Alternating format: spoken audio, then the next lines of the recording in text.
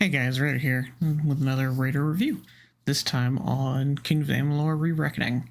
So I picked up Re-Reckoning mostly because I played the first Kingdoms of Amalur 3 separate times.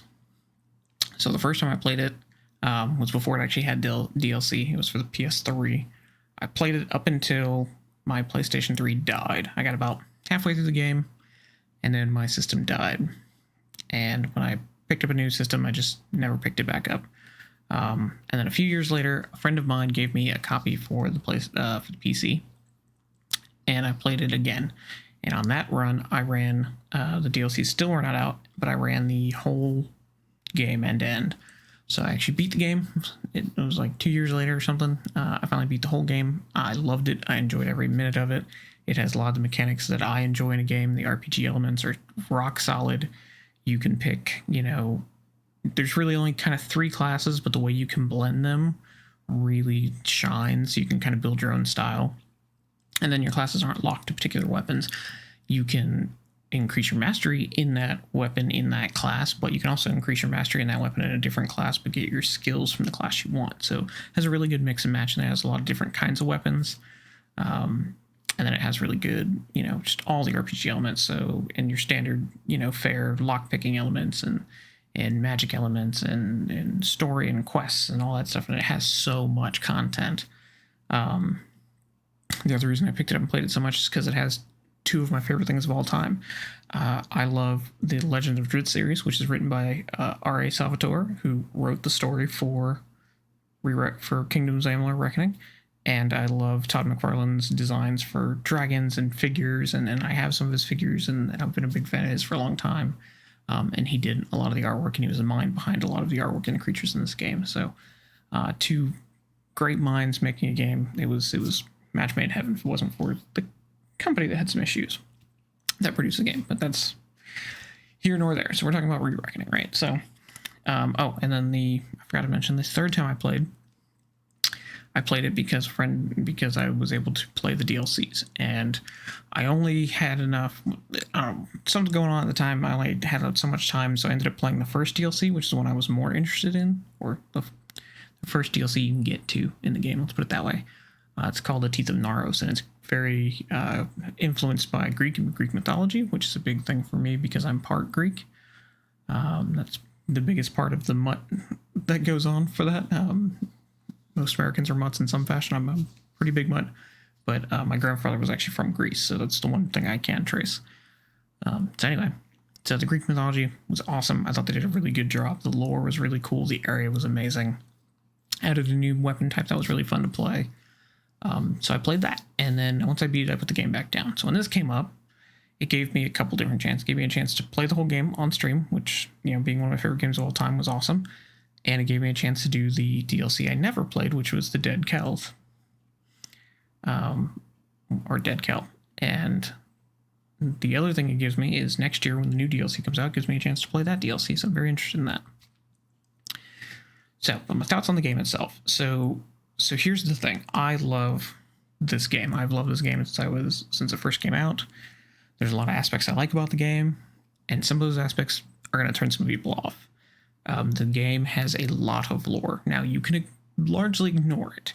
You can largely not read any of the books or literature or any of the lore you find. And then there's a lot of audio literature from things called lore stones and from people talking.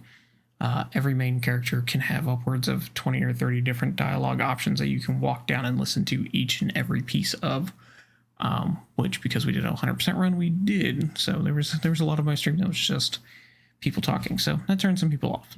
But the catch is, it is a true RPG in the sense that you don't have to talk to people for a lot of stuff.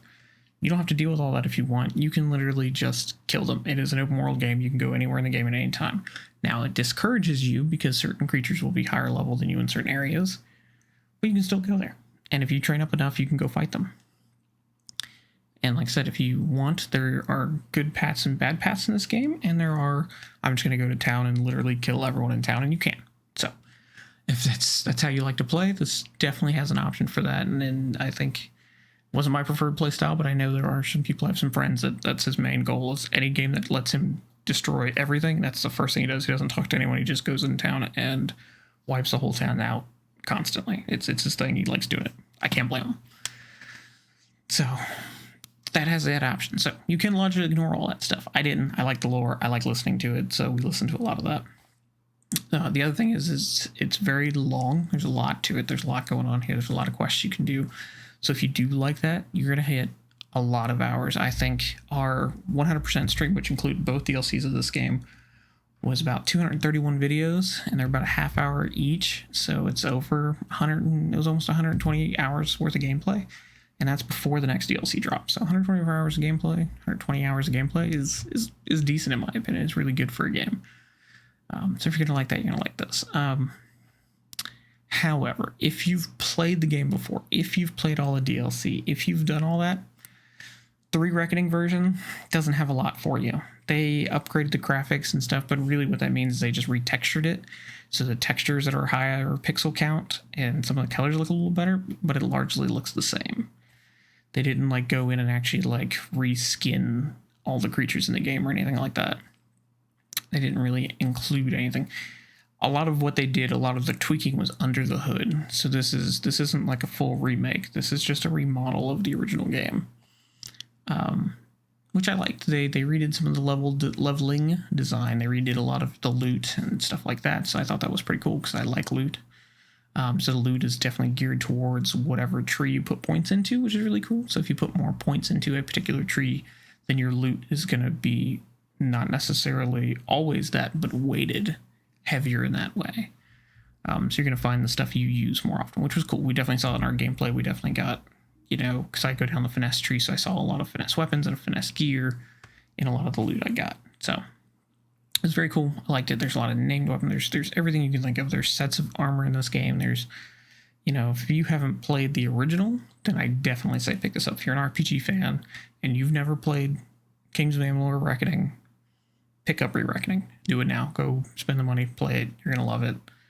You can be a mage, you can be a warrior, you can be a stealthy assassin, you can be an archer, you can literally customize your character down to the nth degree. It's impressive. So that's why I liked it, that's why I played it so much, and that's why I was willing to play it again, even though there weren't many changes or fixes.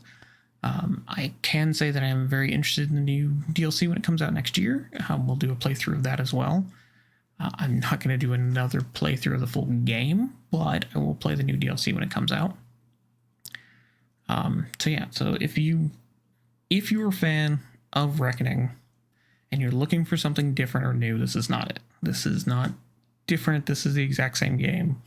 A little better textures, not by much, so it's just higher pixel count. And some working done on the loot engine, the leveling engine. There's not much here for people who've played the game before. But if you've never played it, absolutely give this a chance. Pick it up, play it. If you're an RPG fan, you're going to like this. And even if you only like it for so many hours, I know some people get bored after a while and stop playing, but it has a lot to it, and the lore is definitely heavy. If you like lore, if you're the kind of person that went through Skyrim and read all the books, you're going to spend way more time than I did, because I've read like 5 books out of the like 500 books in this game. And I only read the ones I thought we needed for something or a particular mission, which actually helped out, because there are some missions that if you don't read the books, then when someone asks you questions, you're going to miss them, but there's not many like that. And it warned you ahead of time. So, but there's plenty here. It's a great game. This version is not different enough to pick up if you played the original, in my opinion. Now, if you want to jaunt down memory lane like I did, go for it. It was great. It was fun. The Dead Kill DLC that I never got a chance to play was awesome. I was excited because I was actually able to play something I'd never seen. I didn't know the lore behind it. I didn't know the area. I didn't know any of the stuff. So that was really cool. That was probably my favorite part of the whole game, was I really enjoyed that, just because it was the game I loved in a new area I'd never seen. So I'm really looking forward to doing that again when the next DLC comes out. So, but anyway, I don't want this to be too long, and I already feel like I'm rambling a little bit, but I tend to do that.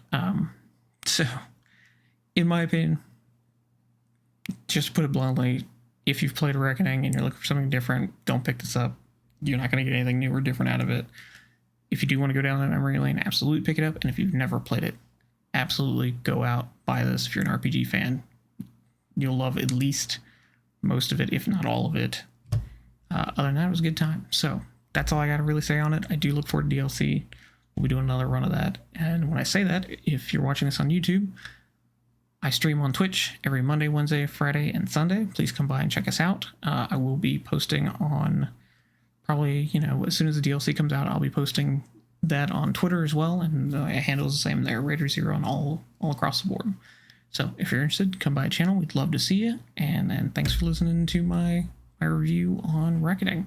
So appreciate it, guys, and I'll see you next time.